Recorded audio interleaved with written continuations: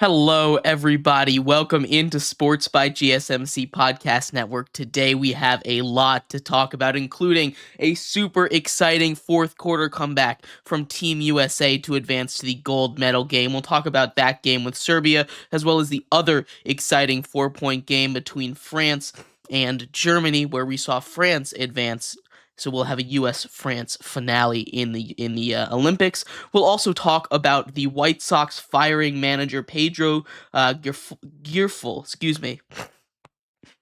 He just won the first game in 22 games for the White Sox and immediately gets fired. We'll talk about what that means for the future of the Sox and the future of Chicago baseball, as well as just this season. Then we'll take a little bit of a look at the NFL as the first couple the second set of preseason game take place today. The Bears are back in action again, as this time we will see first overall pick Caleb Williams in action. Very, very excited for that, as well as the Giants, my New York Giants, in action. So, of course, I'm excited for that as well. And then we're going to take a look at the AFC South, starting our series there, taking a look at the Jacksonville Jaguars and their schedule prediction, as well as an offseason review for the Jaguars and Trevor Lawrence. But before we get into all of that, remember, if you would like to be an even bigger part of the show than you already are, all you need to do is go to GSMCPodcast.net. Or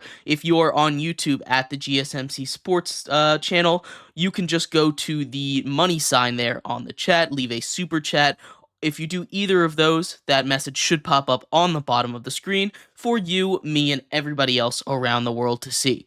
If you do have a burning question about sports, anything at all that you would like to ask, go and throw that in the comments. Throw it in the chat. I will get to it as soon as I possibly can.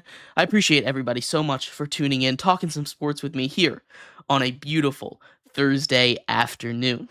But like I was saying, we are going to start off our show today talking a little bit about the Chicago White Sox. The Chicago White Sox have been in the news for a lot of not very good things very recently.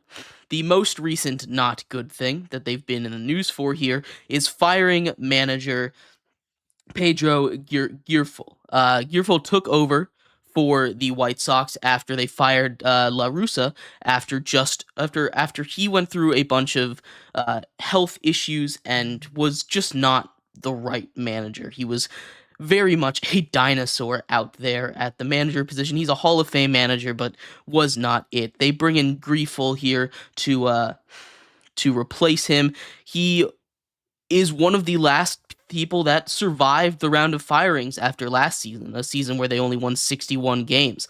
This year, obviously, is worse, and there was no way, in anybody's opinion, I think, that Grifol was going to make it past this season. I thought, at least he would make it to the end of it. It doesn't really feel like it's going to make a difference now after 21 losses in a row, after a 14-game losing streak, after being on pace to be literally the worst team in the modern era of baseball, over 120 losses, which currently is the record for modern baseball.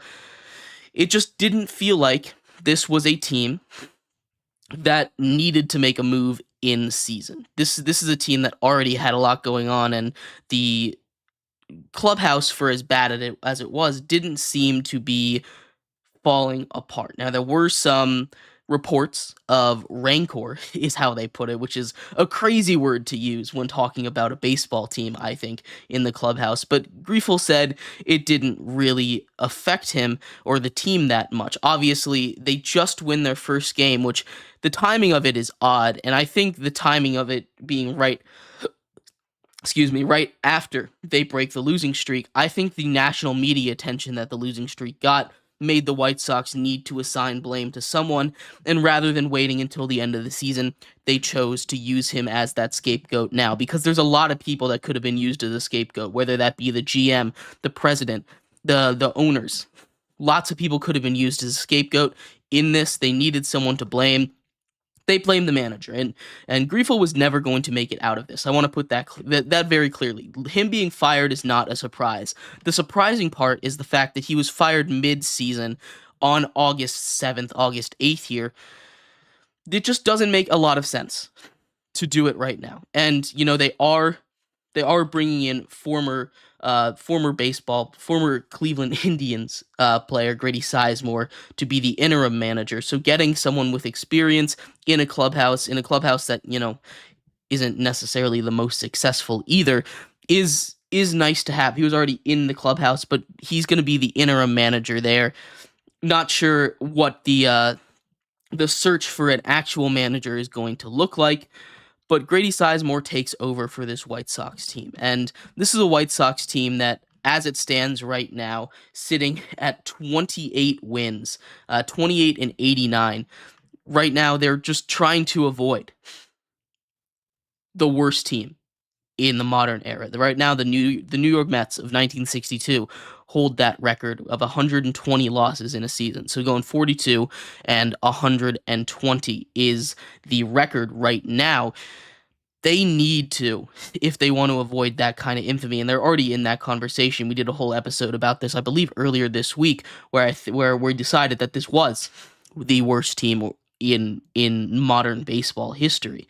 But this is a team that needs to win at least 15 more games this season. They've got just about 54 games. They need to win little under half of them or just a little bit over half of them to get there. They need to be a 500 ball club to not have this record broken. And I think that is a little scary, to be completely honest with you. This is a team that is never this season played at a pace where they could at any point go 15 and 30, right?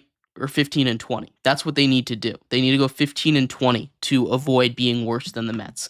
And this is not a team that is built to do that. Just put plainly, this is not a team that is built to win games. And it didn't help that they made some trades. Now, they didn't trade away their biggest assets. And obviously, we talked about how clearly it was a big sigh of relief for everyone in this organization to get that win, get that monkey off their shoulder, beat the Oakland Athletics.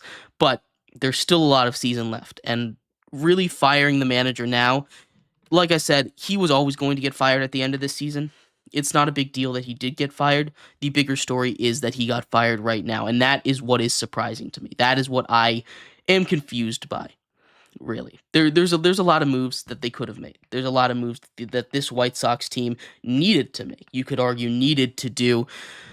Maybe get some young talent up, give them a chance. You're not going to mess with their service time just yet. The rest of the season, they'll still be rookies. There's not enough time in the season for them to graduate right now. But if I'm the White Sox, I'm just throwing stuff at the wall. This is a season that does not matter anymore. You've already been about as bad as you possibly can be. But anyway. Let me know what you think of the White Sox hiring Grady Sizemore. I think he'll do fine as a manager. Hot take here. I think the manager in baseball, out of the four major sports in America, baseball, football, hockey, and basketball, the manager in baseball does the least. Now, that's not to say they don't do anything. They obviously make the lineups. They're the last decision maker. They go to the bullpen, but I think they do the least. I think coaches in football and hockey and basketball have to do so much more. They have to draw up plays. They have to manage, on top of managing the locker room, which is why I think part of the reason we call baseball managers as opposed to coaches when we call them in football and basketball and hockey. And maybe that's just me, but I think this move doesn't do much of anything. And I know a great manager, can make a difference. And there's times where there's a manager that makes a difference, but this isn't going to do anything. Just to be completely honest with you, this isn't going to turn them around. This is just going to delay the inevitable. So I think, maybe it's better that he got let go mid-season. Maybe it's not, but I don't think this is going to affect at all how the White Sox play. Because I didn't get that much kind of we hate the manager out of the clubhouse. And that's the only reason why this would matter. But anyway, let me know what you think in the comments. We're going to take a quick break here.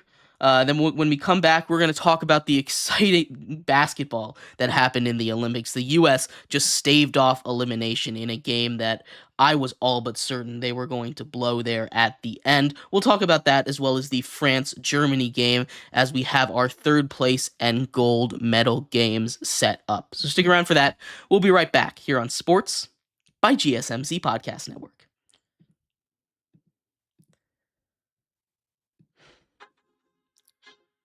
Feel like I'm losing my mind.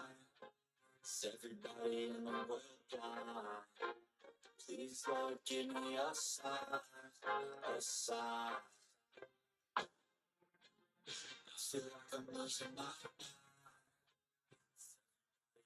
World blind. Please, Lord, give me a sign, a sign. I wanna be the greatest. Everybody on the fake shit. I look around and feel like everybody is the fakest. I make this every day and I'm in fake shit. Hoping one day I'll blow up in the basement. Standing. The top I'm so vacant. I'm in this shit that I think is amazing. Waiting for my day when I'm playing. Sold out shows for 1,000 faces. Hey, give me that sound. Keep my waiting to be put down. Hitting your place, I'll get my sound. If I want that shit, then I'll get it right now.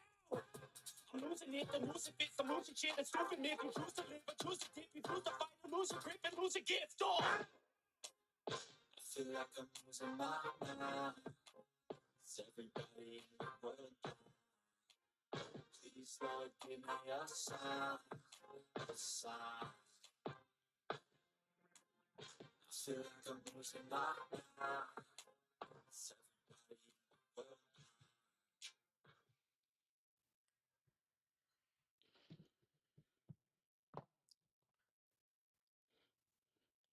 Welcome back to Sports by GSMC Podcast Network. I am your host, Jeremy Lapidus. If you are just tuning in, we just finished talking about the White Sox firing manager Pedro Grifol just right at the end of the season, something that does not make a lot of sense to me, but the White Sox are going to try anything to not have the worst record in the history of modern baseball by the time this season is all said and done.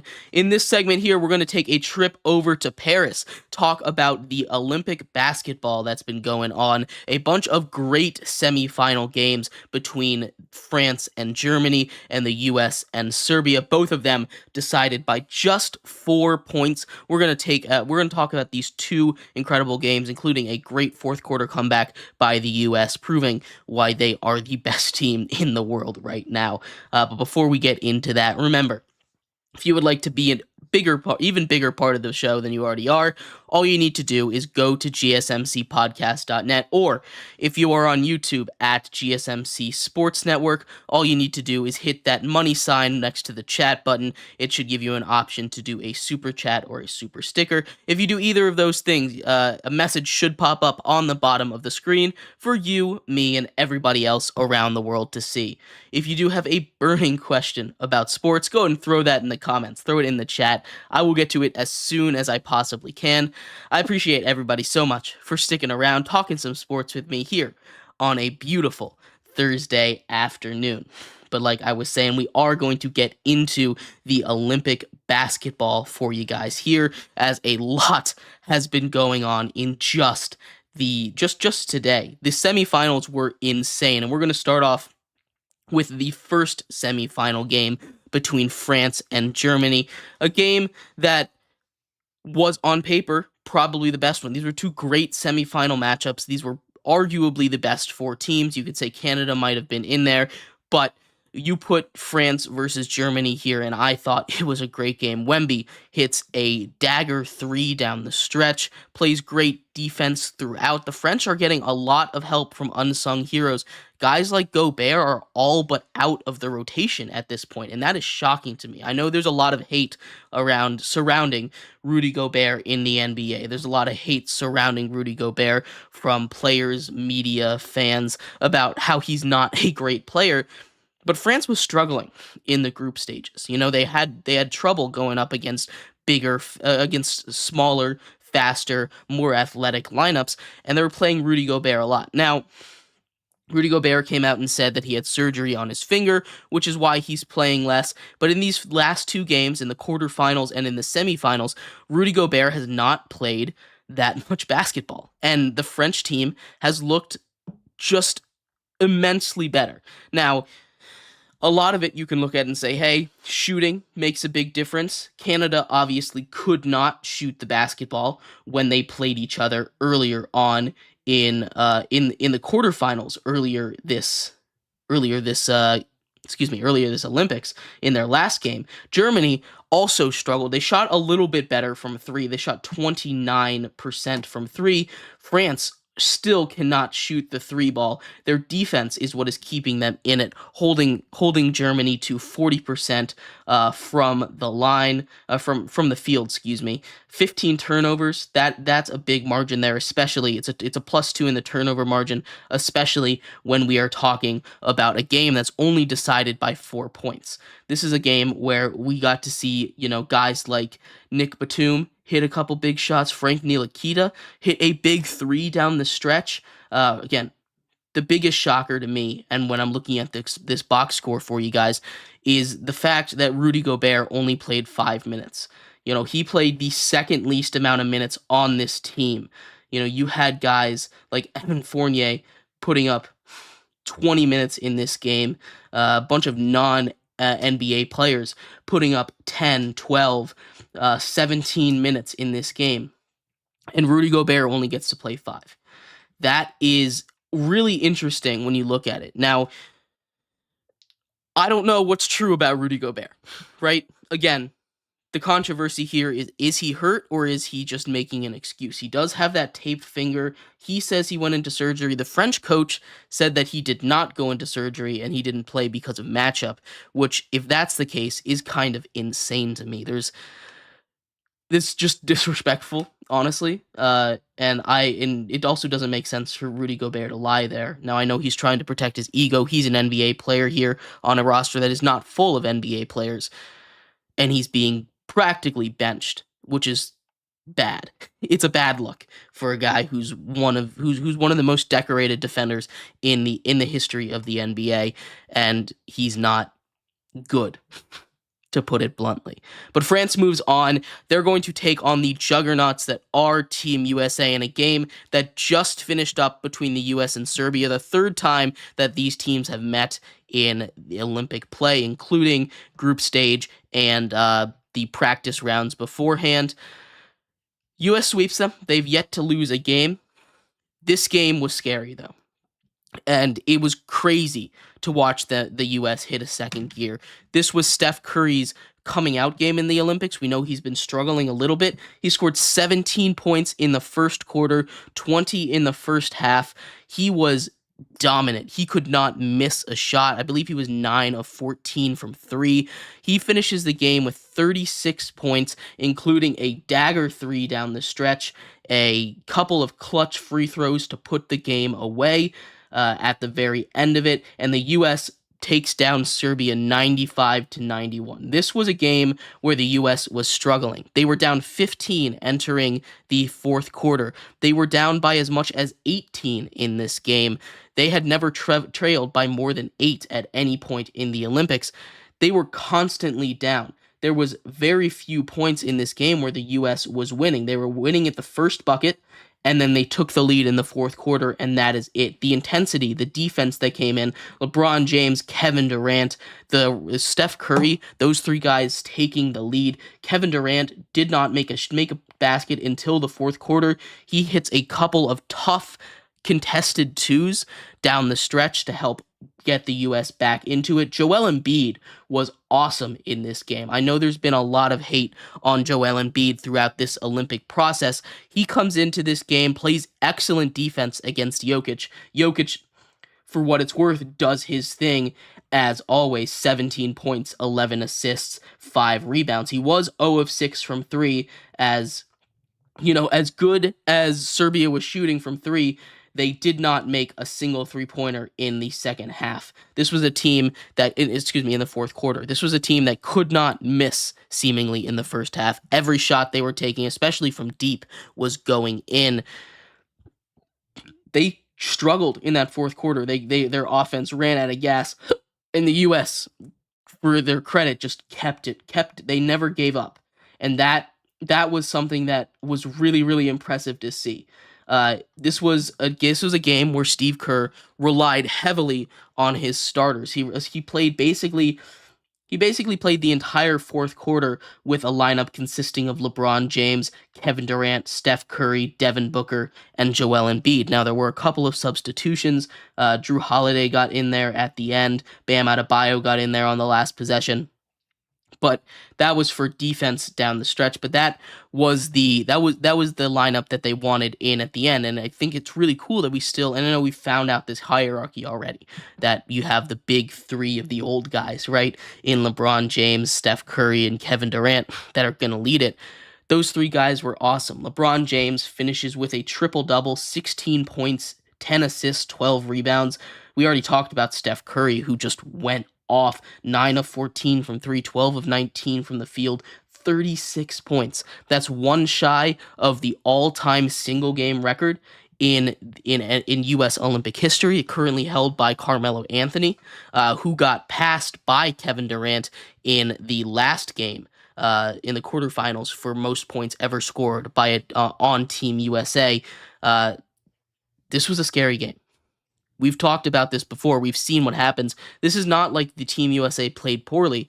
It's that the other team got hot.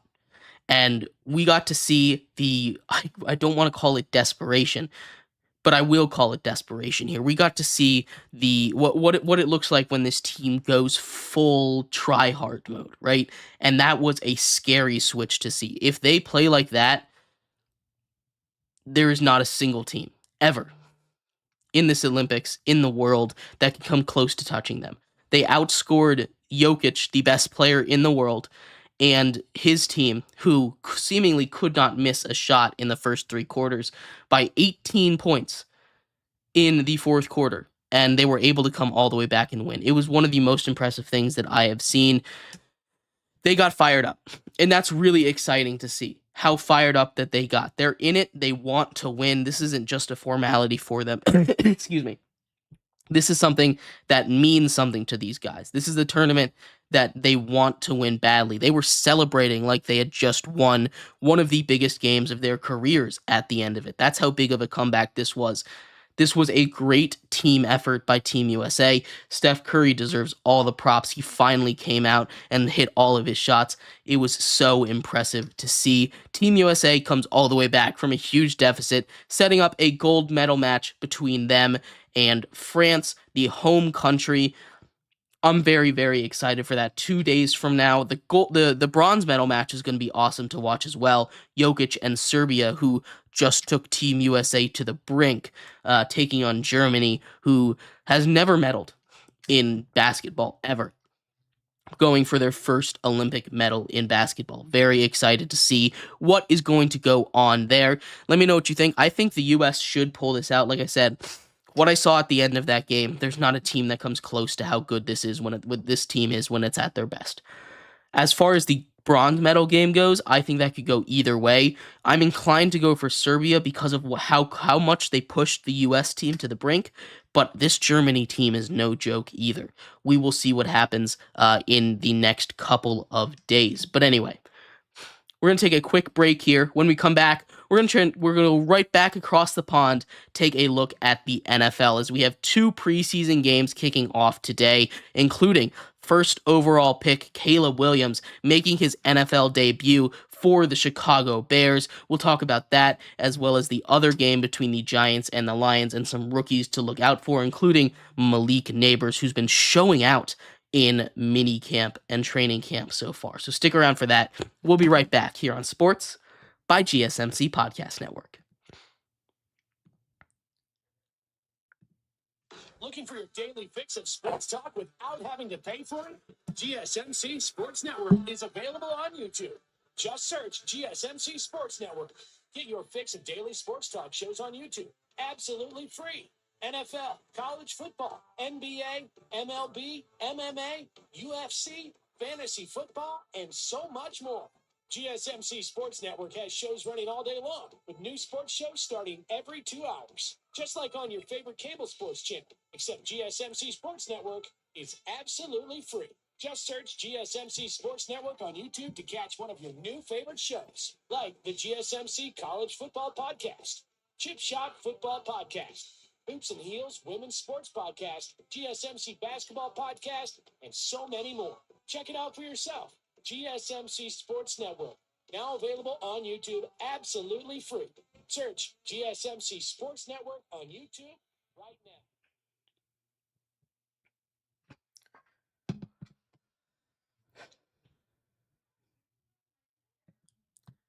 Welcome back to Sports by GSMC Podcast Network. I'm your host, Jeremy Lapidus. If you were just tuning in, we just finished talking about the amazing comeback made by the Team USA and Team USA and the Olympic Team USA over Serbia, a game where they came back from 18, one of the biggest comebacks in US Olympic history, a game that they got really pushed to the brink for. We also talked about the White Sox firing their manager, Pedro Grifol, after snapping a 21-game winning streak. In this segment, we are going to move to the NFL, where we'll stay for the rest of our show. We're going to talk all about some preseason action that is back. We have some exciting news as Caleb Williams will make his debut on Saturday, but we have some other quarterbacks, some rookie quarterbacks that might be in action today, including rookie quarterback Drake May, rookie wide receiver Malik Neighbors, as well as a bunch of other highly touted rookies making their debut today. But before we get into that, remember, if you would like to be an even bigger part of the show than you already are, all you need to do is go to GSMCpodcast.net. If you are on YouTube at GSMC Sports Network, you can use the money button that is right below the chat. If you do that, leave a super chat or leave a message. That message should pop up on the bottom of the screen for you, me, and everybody else around the world to see. If you do have a burning question about sports, anything at all that you would like to ask, go and throw that in the comments. Throw it in the chat. I will get to it as soon as I possibly can. Appreciate everybody so much for tuning in, sticking around, talking some sports with me here on a beautiful Thursday afternoon. But like I was saying, we are going to talk a little bit about the NFL preseason. The preseason begins tonight at 7 with 2 games between the Panthers and the Patriots and the Giants and the Lions. The Giants and the Lions have done some joint practices leading up to today's game.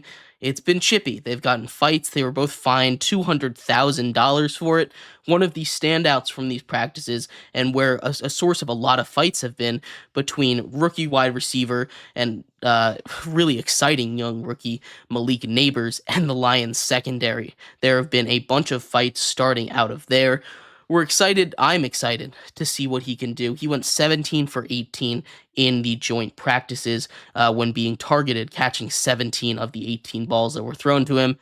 Absolutely dominant performance over training camp. This should be a fun game, and it's always fun. Obviously, the preseason doesn't matter too much, but we do get to see a lot of rookies in action for the first time. One of those rookies that was officially confirmed to be playing in their games is the Bears' Caleb Williams. First overall pick, Caleb Williams, one of the most hyped quarterbacks we've seen probably since Trevor Lawrence, maybe since Andrew Luck coming out of the draft.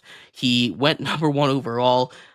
And now we get to see him in action, preseason action against the Bills. Josh Allen will also be in action for at least the first quarter. So we're going to see a lot of great players for both the Bears and the Bills. Very excited to see what Caleb Williams brings to the table. Obviously, he's not fighting for a roster spot. He is the starter for this Bears team. We're looking more to see how he looks. Does he look comfortable? Does he kind of knows the plays? How is he fitting into the new scheme? Does he have timing down with his receivers? Can he hold up against an offense, a true NFL pass rush? What's he going to do with the increased game speed? I'm very, very excited to see what happens for that. Now, outside of the Bears, the games tonight, like I said, the other game tonight is between the Patriots and the Panthers. The Patriots and the Panthers, while they don't have the top picks in the draft, there's a couple of names that I am looking out for. The Patriots, obviously, you have Drake May.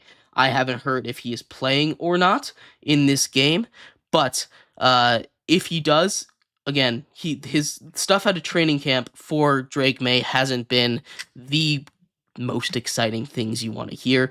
It hasn't been the most positive news, but he should get a chance to play tonight against the Panthers. And on the Panthers side, guys that I'm looking for, questionable to play, although someone that I'm really curious to see if he will play, Xavier Legette. Xavier Legette, the receiver that the Panthers took with their first pick in the draft. Excuse me. He seems like a really, really great player. Everything out of camp with him has been exciting. Obviously, he's got that fun accent that the social media team loves to play around with. But Xavier Legette is the guy that I'm looking for in that game. And of course, Drake May from the Patriots. Now, getting back to that Giants game, the matchup that I'm looking for is the rookie corners from the going up against Malik Neighbors. We're going to have rookie on rookie action. I'm very excited to see. Obviously, as a Giants fan, I want to see what Daniel Jones is doing, but that's not as important as watching these young guys, these rookies, take some snaps, get their first NFL situations figured out. Let me know who you are the most excited to see. In our next segment, we are going to take a quick break and break down the Jacksonville Jaguars schedule. The Jaguars are right around the corner. The Jaguars are next up on our series, taking a look at every single team for their offseason, giving them a grade, as well as taking a look at their schedule, giving them a record, and whether or not they will make the playoffs. So stick around for that. We'll be right back here on Sports by GSMC Podcast Network.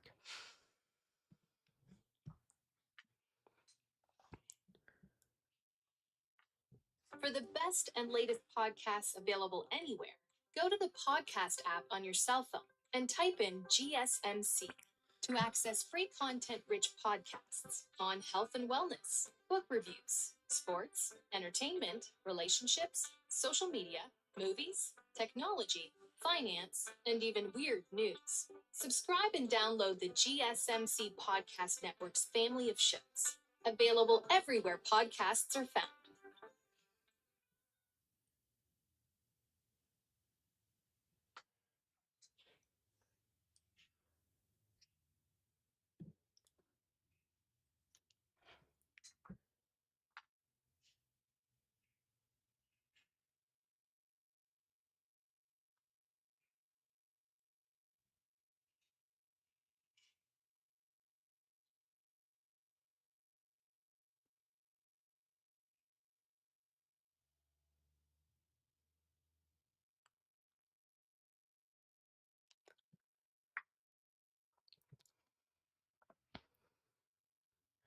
Welcome back to Sports by GSMC Podcast Network. I am your host, Jeremy Lapidus. If you were just tuning in, we just finished talking about some preseason rookies we are excited to see this weekend and today, including Caleb Williams, confirmed to be getting his first real NFL action, something that we missed out on when the Bears played and won the first preseason game, the Football is Back game, also known as the Hall of Fame game. Very, very excited to see what happens for his career and the rest of this preseason. In this segment, we're going to continue our continued series talking about every single NFL team, their offseason, as well as what they are doing for this upcoming NFL season. Today, we are focusing on the Jacksonville Jaguars taking a trip down to Duval County. But before we do that, remember, if you would like to be an even bigger part of the show than you already are, all you need to do is go to GSMCPodcast.net. Or if you are on YouTube at the GSMC Sports Network channel, you can go and hit that donate the $sign button, leave a super chat. If you do either of those, a message should pop up on the bottom of the screen for you, me, and everybody else around the world to see. If you do have a burning question about sports, anything at all that you would like to ask, go and throw that in the comments, throw it in the chat. I will get to it as soon as I possibly can. I appreciate everybody for sticking around, talking some sports with me here on a beautiful Thursday afternoon. But like I was saying, we are going to get into the Jacksonville Jaguars. The Jaguars offseason has been interesting, right? This is a team that had a lot of high expectations coming off of a playoff win last 2 seasons ago now. Heading into last year, they were coming off one of the biggest playoff comebacks of all time. Trevor Lawrence looked great at the beginning of the season. They were getting Calvin Ridley back to enhance that weapon core that needed a boost, if we're being completely honest with you. And it started off great. They went 8-3 to begin the season, and then everything went downhill. Trevor Lawrence gets hurt against the Bengals. He continues to play through most of the pain, plays in almost every single game, but it just isn't enough. This is a team that ends up missing out on the playoff, completely collapses down the stretch, finishes 9-8 on the year, and that was an easier schedule than it was this year. This was a schedule that went up against a much weaker division than it is this year, and that's not to say that this isn't a generally weak division. I categorize this division more in the mid category with the improvements of Will Levis, the Colts getting Anthony Richardson back, and obviously you have the Texans and CJ Stroud, who came out of nowhere last season. They did only finish 10-7, but there's lots of momentum there with them. The Jaguars are a team that are kind of an enigma, right? We don't know what kind of Jaguars team we're going to get. We don't know, and I'm going to take them back to their last postseason win against the Chargers. We don't know if we're going to get first half Jacksonville Jaguars going down 27-0, Trevor Lawrence throwing, 4 interceptions, or second half Jacksonville Jaguars coming back from that deficit, having one of the best comebacks, largest comebacks in the history of the NFL. But this is a Jacksonville team that first and foremost needed to focus on getting their guys back, and they did that in a big way. Their defensive leader and their offensive leader both signed massive contract. Josh Allen, defensive end, coming off of a 16-sack season, signed a $141 million contract to stay in Jacksonville, followed up by Trevor Lawrence signing an absolutely massive deal, making him the highest paid quarterback in the NFL. $55 million a year for Trevor Lawrence. That is a contract that is heavily under dispute for a lot of people. I've talked about it a bunch, especially when this contract came out. I think he's a guy that absolutely can play to the level of deserving that contract. Now, paying quarterbacks is complicated, especially a guy like Trevor Lawrence, because you can't let him walk. He's talented enough that you can't let him walk if you have the ability to re-sign him, but he's not talented enough that you can hand out that deal willy-nilly without having to think about it.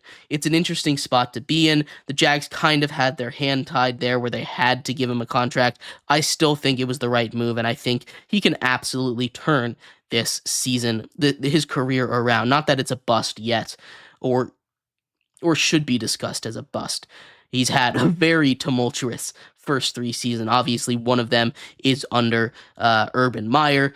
He's got the last half of this season got marred by injuries. He's played at MVP levels for large stretches of the season before. He just needs to get back to it.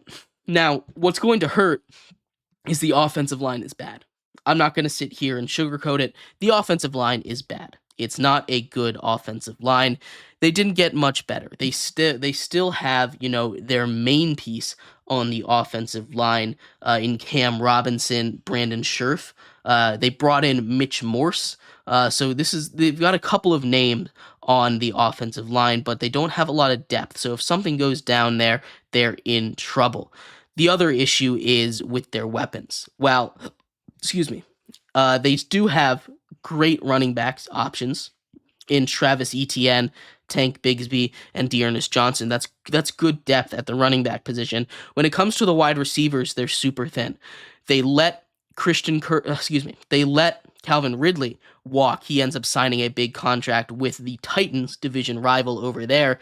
Their wide receiver one, or their wide receiver trio, duo, whatever you want to call it, Christian Kirk, who's been very productive since signing his $70 million contract and coming to Jacksonville.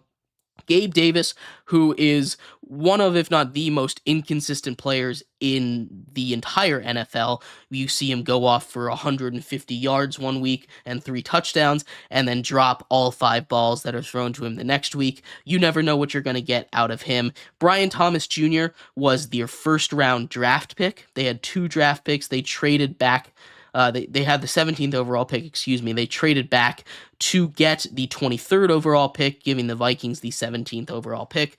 And they drafted Brian Thomas Jr., a speedy guy that I think is going to be really good. Outside of that, the wide receiver depth isn't great. And really, outside of Christian Kirk, there's not anyone that I can for sure say they can rely on. I love the idea of Brian Thomas Jr., and I love the theory of Gabe Davis, but we haven't seen Brian Thomas in NFL action, and Gabe Davis is incredibly inconsistent. They've got some burners on the depth, though. Devin Duvernay from the Ravens. Parker Washington is an interesting one. He's come up and gotten a couple of big plays throughout his career so far in Jacksonville. At tight end, they have the reemergence of Evan Ingram as he continues to be great away from New York. That is a great tight end to have. But when it comes to the defense, they obviously have Josh Hines Allen now. They bring in Eric Armstead, who has injury issues, is already on the injury report. Former first overall pick Trayvon Walker. So the pass rush, in theory, should be good. Where you start to run into issues is at corner, right? You have starting at corner Ronald Darby. You have Ronald Darby listed actually twice on their depth chart. This is a really weak corner team. Now, I like the safeties that they have. They've got Darnell Savage, who they brought in from the Packers, and that's a big move that I really do like. Again, they have him listed twice on their depth chart so far, so I'm not sure exactly what they're doing. They also have Adrian Amos, though, who I like. He's a little older, but I do like him at a starting safety spot. But this is a team that defense, they fired their defensive coordinator, is not really good. It's not the shining star. They need the offense to really come in and be that piece that they want it to be. As far as the draft goes this offseason, they had not the most exciting draft. I like that Brian Thomas pick in the first round, but outside of that, there's nothing that really wows me. Javon Foster is a guy that I think might be able to come in, make a couple of plays for them, but he's gonna add, that tackle depth that they need. We talked about the not having the depth at the offensive line if something happens. He's an important piece to have. This is not a team that inspires confidence if anyone gets hurt. While I say that, this is a team that I do believe in. I love Trevor Lawrence. I don't know if this is their year as their schedule continues to get a little bit harder from last year. Vegas has their win total currently set at 8.5. We're going to take a quick break here, and when we come back, we're going to go over whether or not I think they can beat that win total. We'll go over their schedule game by game, give them a record, see if I have them making the playoffs. So stick around for that. We'll be right back here on Sports by GSMC Podcast Network.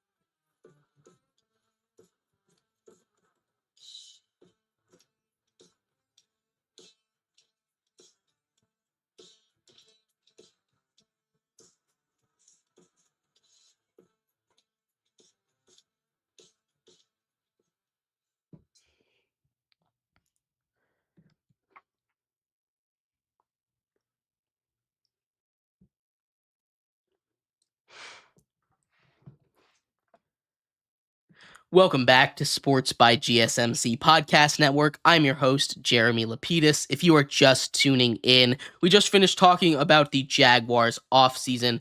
I did forget to give them a grade. The grade I will give them is a C-. Not a great offseason for them. They lost some players positionally that I don't think they could have afforded to lose, and they replaced them. Especially at the wide receiver, it's a big downgrade for a team that needs weapons. But in this segment, we're going to talk all about the Jaguars' schedule, go over all 17 games, all 18 weeks, give them a record prediction, as well as whether or not they will make the playoffs in a stacked AFC. Right now, Vegas has the line set at 8.5 for the Jacksonville Jaguars. We'll see whether or not I have them going over or under that total. But before we do that, remember, if you would like to be an even bigger part of the show than you already are, all you need to do is go to GSMCpodcast.net. Leave a tip or donation with a message in it. That message should pop up on the bottom of the screen for you, me, and everybody else around the world to see. If you are on YouTube at the GSMC Sports Network channel, you can use the super chat option. There should be a money sign right by the chat. Go ahead and leave that as well. I appreciate anything you guys do give. If you have a burning question or anything at all you'd like to ask, throw it in the chat. Throw it in the comments. I'll get to it as soon as I possibly can. But like I was saying, we are going to get into the Jacksonville Jaguars schedule. The Jaguars have a very interesting schedule. I'll say, to say the least here. It's a very interesting schedule, right? Because they're in a division in the AFC South that I think has the ability to be really good. The Jaguars, the Colts, the Texans, and to a certain extent, I will say the Titans, all have a chance to be really good teams in the NFL. The Texans obviously have the clearest path to victory there. They're coming off of a season where they won a playoff game with rookie quarterback CJ Stroud. They only improved their defense and offense. The Jaguars fell off down the stretch, but there's no reason to think they can't play like they did at the beginning of the season. The Colts have Anthony Richardson, and he looked really good when he was in. We don't know if he can stay healthy, though. And the Titans have Will Levis, who, if he can develop like he was in his first NFL action, he can be a really good quarterback. But we don't know what's going to happen. This is a schedule that's either going to be really easy or really hard, because outside of this division, which is, half of this schedule, basically, they play the NFC North, which includes the Lions and the Packers, two tough matchups, and the and the and the AFC East, which again has the Jets, Dolphins, and Bills in it. All of those could be very, very tough teams.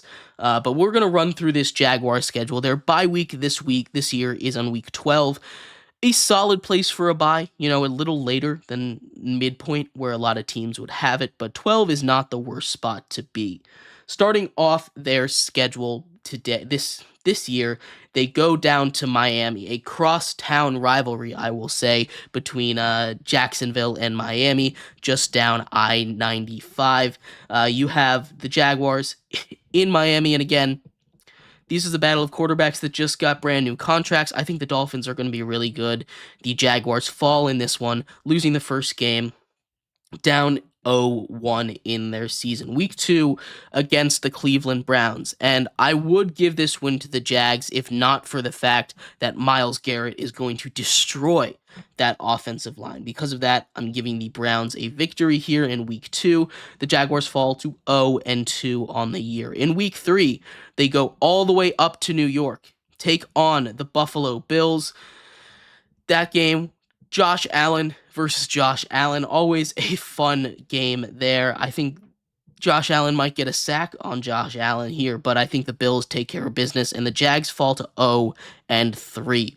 Week 4 against the Texans on the road, division matchup, anything can happen, but it is on the road, so benefit of the doubt, I'm giving it to the Texans here. They fall to 0-4 on the season, the Jaguars do. Week 5, another division opponent, this time against the Colts, this time at home. We don't know how great Anthony Richardson is going to be. I'm a big Anthony Richardson believer, though, but I do have the Jags winning this game, get their first win of the season in Week 5, start out the season 1-4. Week 6 against Caleb Williams and the Bears on the road, the two most hyped quarterbacks in recent memories coming out of college. Caleb Williams taking on Trevor Lawrence. I have Trevor Lawrence and his $55 million taking care of business in that matchup. The Jaguars improve to 2-4 on the year. Then they take on the New England Patriots at home. And we've talked a lot about the Patriots. We talked about them yesterday, the whole Brandon Ayuk sweepstakes that's been going on with them. But I think the Jaguars take care of business here against the Patriots, improve to 3-4 on the season. So just like they lost 4 in a row, they win 3 in a row, and they're back to where they want to be. Unfortunately, the schedule takes a much tougher dip here for their next 4 games, going up against 3 teams that made the playoffs last year and the Minnesota Vikings. The Packers are the first game in Week 8. Jordan Love also signed a $55 million contract. This is going to be the first game between $55 million contract players in the history of the NFL. I think Jordan Love is going to win out on this matchup. I like his weapons and his defense just a little bit better. The Jaguars fall to 3-5. Then they head up to Philadelphia. Not a great place historically for Trevor Lawrence. They've played a game or two up there in his career, and it did not end well. The Eagles are going to win this game as well. History does not change. The Jaguars fall to 3-6 on the year. Then against the Vikings, in a game that I think could go either way, I'm giving this game to the Vikings, though. The Jaguars fall to 3-7. And then a tougher battle up in Detroit against the Lions. Last game before a much-needed bye. The Lions are a better team, though. Jared Goff also signs a massive contract. Jaguars are going around and playing every single team that gave a massive contract out to a quarterback this season. The Lions, the Packers, the Dolphins, everybody who gave out big contracts this year. We will see a battle between them and the Jaguars as well. But I think Jared Goff wins this battle of the big cats. And heading into the bye week, the Jaguars are sitting at 3-8 on the year. Not a great spot for them to be. The reverse of what they were last year, though. Maybe that gives them hope. See if they can come crawling all the way back to make a make a run for the playoffs here. Week 13, coming off of a bye, they take on the Houston Texans at home. They win this game. The Houston Texans are not unbeatable. They're a very good team, but this is a Jaguars team that can absolutely keep up with them in the division as well. They improve to 4-8. Then they take on the Titans on the road. I'm giving this one to the Titans, although, again, this one could go either way. It's just a division game, and when in doubt, home division team usually gets the win there. So we're giving it to the Titans here. They fall to 4-9. Then they get the Jets, a great team with Aaron Rodgers at home. I'm giving this one to the Jags. The Jets lose this game. Jets are a very good team. The Jags win this game though, and they improve to 5-9 on the season, taking on the Raiders in Week 16 up in Vegas. It's hard to judge the Raiders right now because we don't know what their quarterback situation is, but I'm giving this win to the Jags. The Raiders lose. The Jags improve to 6-9 on the year. Then against the Titans, Week 17, rematch from Week 14 where they lost. I think the Jags win this game at home.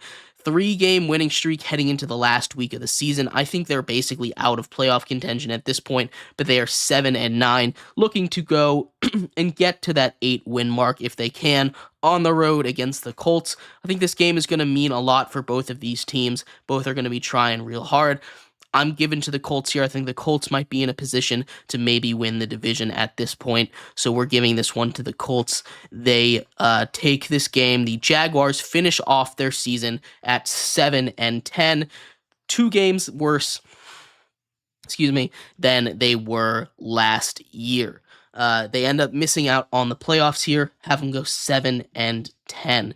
Not the kind of season that they wanted after paying Trevor Lawrence. It is just how it goes. Like I said, they get a little unlucky with the schedule. They have to play a second place schedule against a lot of really good second place teams, as well as going up against some tougher divisions outside of their own, which this division is going to be a crapshoot. I honestly don't think 7-10 takes you out of this division race. There is still a chance that they do, depending on how the rest of the division goes, end up competing for a division even down the stretch. That Colts game, well, I don't think it will decide the division. It might, depending on what's happening with the Texans down the road. But anyway, let me know what you think of the Jaguars. Gave them a C- for their grade, and had them going 7-10. Again, it might be an overreaction because of how they played at the end of last season. This is a team that very well could go anywhere. I think 7 is their low. 7 to, we'll say, 11 wins. This is a team that could be near the top of the AFC, but we will have to see what happens and as this season takes place. But thank you, everybody, so much for tuning in to today's episode of Sports by GSMC Podcast Network. I've been your host, Jeremy Lapidus. Appreciate you guys for taking time out of your Thursday to talk some sports with me. We'll be back here, same time, same place tomorrow, talking about all of the breaking news from around the world of sports. If you have anything you want me to talk about, go and throw that in the comments of this video. I will check before tomorrow's live stream. But thank you, everybody. I hope you have a great rest of your day, and I will see you on the other side. Have a good one. Bye-bye.